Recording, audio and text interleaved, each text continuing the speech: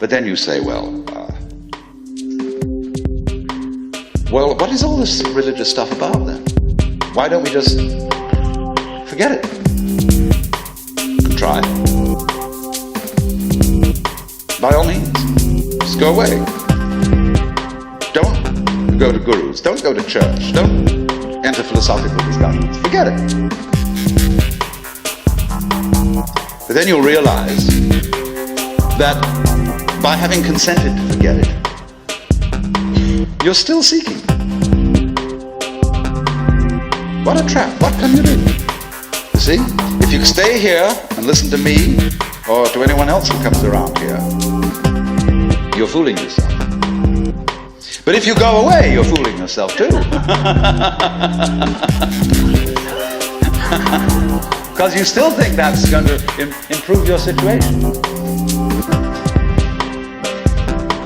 It won't. And therefore, when you discover that it doesn't, you'll think, well, maybe it was a mistake to go away, and you come back to the guru.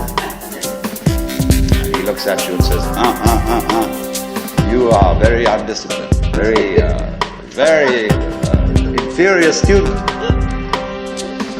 and you need to apply yourself. Well, as I explained what he's doing.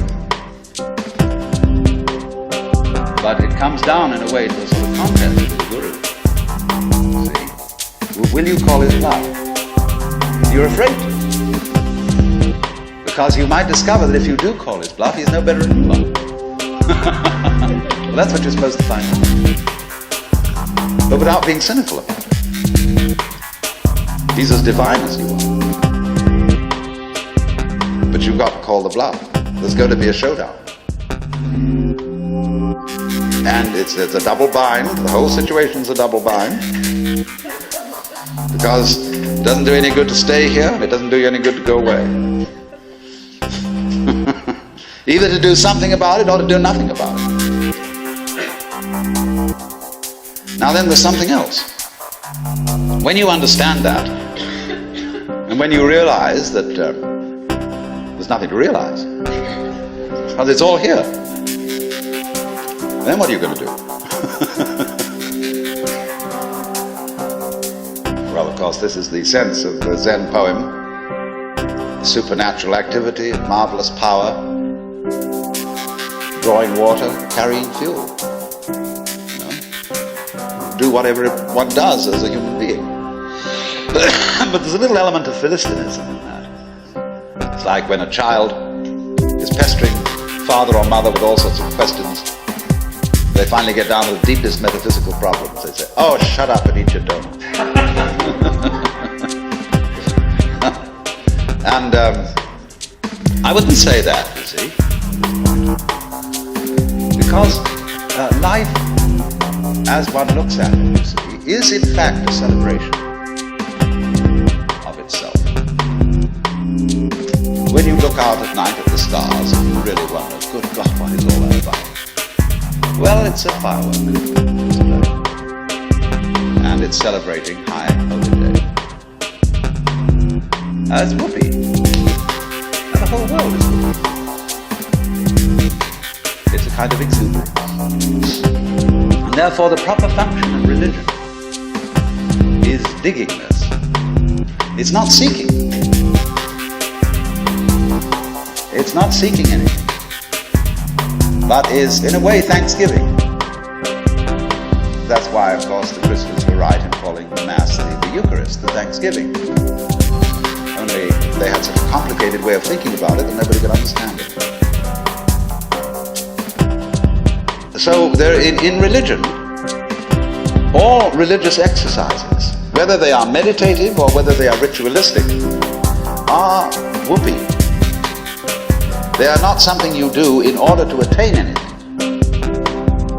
They are like art forms, like dancing. They are expressive of attainment, of the attainless attainment.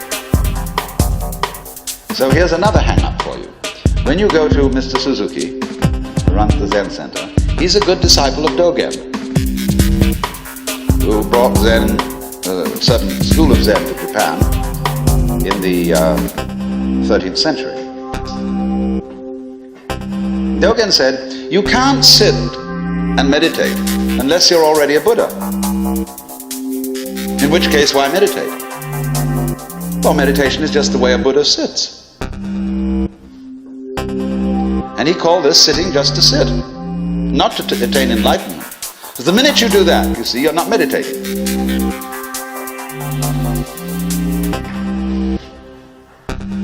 So you only become a good meditator if you're not looking for anything. And therefore, you realize what a great thing it is to be able to sit. And what a great thing it is not to dissect the world with your analytical intellect. To be able to look out at the water or the trees or at the floor and the light on it in front of you without calling it light or floor or trees or thinking that it has parts or thinking that it's complicated. It isn't. So when you can sit without thinking, not with an empty mind, mind you, I'm going back to that point, not with an empty mind, but just a non-analytic mind, a non-probing mind, where you're not creating problems all the time, by trying to control it, by trying to control your mind, by trying to control your experience, what you see and hear. You then just simply discover that there is no way of controlling what you're experiencing, because what you're experiencing is you. And to try and really fundamentally control that, this is going around in a circle. So if I were to say to you now, what you have to learn is to let it happen, that's wrong too. There's no one to let it happen. If I say to you, accept your experience, be calm and open to things, that again perpetuates the illusion that you're something different from it. So we go round and round. But if there are some people who want to get together, and like we would get together to play poker, or to have a walk, go fishing, or sail a boat, if there are some people who want to get together to meditate, and to have rituals, chant, great. It's an art form. And you can only use it and make it a good art form if you're not using it to get something. And this is what really is the bane of temples all over the world. You go into Buddhist temples where they theoretically don't believe in any God, but there are the people praying. And they're all doing it in order that we get a male child next time around, or that the horse recover from a disease, or that mama gets cured of the dropsy, and all these petitions are going on and on and on. People always coming to the temple to ask for something. Lowbrow people for lowbrow things, highbrow people for highbrow things. And there all the vendors sit outside and sell souvenirs and magic and charms, and all the people go in and do this. And all these serious priests sitting there, really having to keep up face and say, yes, we can provide these services. On the other hand, if you go in to one of these temples, along with all the faithful followers, and have a ball, buy a bead, buy a candle, buy a this, buy that, buy some incense, go in and dig this great thing going on, salute the Buddhas or the altars or the crucifixes or what you will, but don't take it seriously. And this is one of the great important transformations of today in our consciousness,